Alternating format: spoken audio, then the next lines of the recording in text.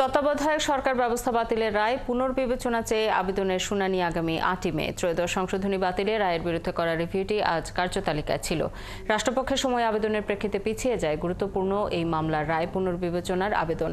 Appeal বিভাগের জ্যেষ্ঠ বিচারপতি মোহাম্মদ আশফাকুল ইসলামের নেতৃত্বাধীন ৩ সদস্যের আপিল বিভাগ এই আদেশ দেন। তত্ত্বাবধায়ক সরকার ব্যবস্থা বাতিল করে ২০১১ সালে রায় দেন সাবেক প্রধান বিচারপতি খায়রুল হক।